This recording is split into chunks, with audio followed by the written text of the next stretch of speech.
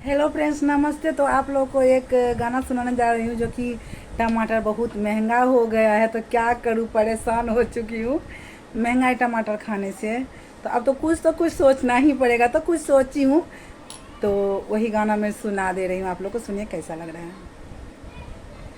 घड़ी ही में टमाटर उगाई बलम तनी ले अइबा एगो झड़बा हो। घड़ी में टमाटर उगाई बलम तनी ले आबा एगो झड़बा हो। ले आबा झड़बा बलम, ले आबा झड़बा, ले आबा झड़बा बलम, ले आबा झड़बा। घड़ी ही में टमाटर उगाई बलम तनी ले आबा एगो झड़बा हो। घड़ी में टमाटर उगाई बलम तनी ले आबा एगो झड़बा हो।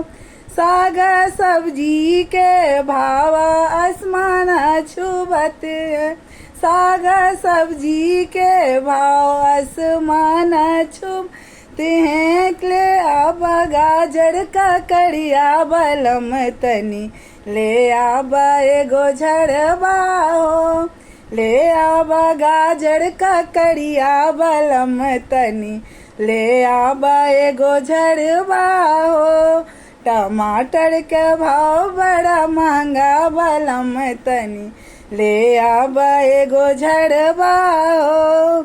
गिराओ नेनुआ हो गईल भारी, गिराओ नेनुआ हो गईल भारी। कहाँ से खइबा दूधी अमूली, कहाँ से खइबा दूधी मूली। ककड़ी ओ गाजर से करला गुजारा बलम ले आबा एगो झड़बा हो। ककड़ी ओ मूली से करला गुजारा बलम ले आबा एगो झड़बा हो।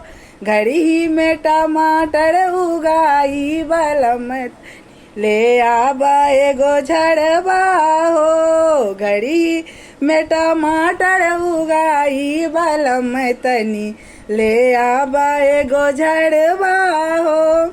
सटवा पगार देता नहीं है, सटवा पगारा बढ़ावत नहीं है।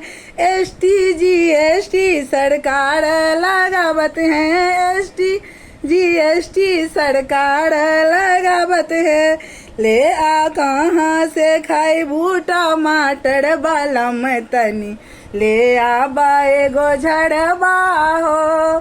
कहाँ से खाइबू टमाटर बलम तनी ले आबा एगो झड़बा हो। घड़ी में टमाटर लगाई बलम तनी ले आबा एगो झड़बा हो। ले आबा झड़बा बलम, ले आबा झड़बा, ले आबा झड़बा बलम, ले आबा झड़बा। घड़ी में टमाटर लगाई बल तनी ले आबा एगो झड़बा हो। सुनिए आप लोग कैसा लगता टमाटर के गाने, तो जरूर हमको कमेंट में बताइए। और थैंक यू।